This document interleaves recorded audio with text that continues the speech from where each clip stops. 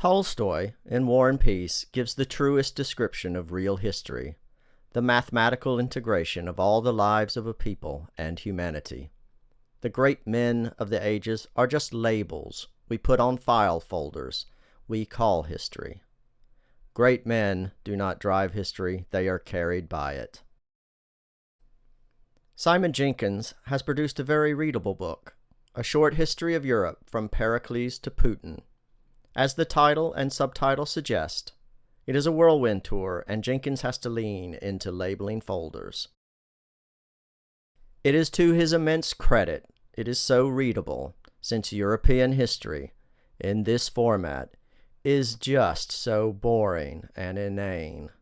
The mindless wars of dynastic succession, generation after generation, culminating in the equally mindless and diabolical wars of the 20th century.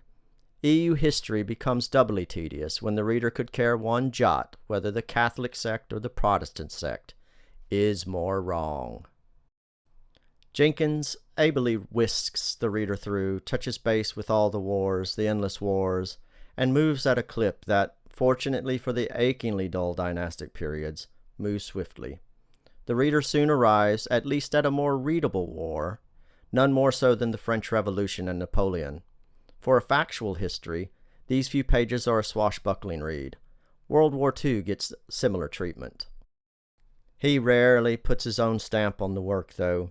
His short lament for the lack of appreciation for Cleisthenes at the beginning of the book being the outstanding highlight. Perhaps timely in our own historic time, but the father of Athenian democracy only has a modern bust in the Ohio State House. Jenkins can't stop. When I want to rest at Putney to listen to the debates, the bus drives straight through to the banqueting house at Whitehall. Again, to his credit, Jenkins says as much in his author's note. And that is its purpose. A Short History of Europe does exactly what it says on the tin. Importantly, Jenkins, especially given the material, makes it more fun than thumbing through an old library card catalog or a public school textbook. I would read another of Jenkins' short history primers, given there is so much unreadable academic dross. A whirlwind tour should show us much and make us take note of where and what characters we want to learn more when we get off the bus. Jenkins recalled Arianism, Theodora, Garibaldi, and Queen Christina of Sweden for me, and my thanks to the author for doing so. It is not his fault that in an overview of European history, the story can be dominated by hillbilly family feuds, so mindless and stupid as to make the reader ache.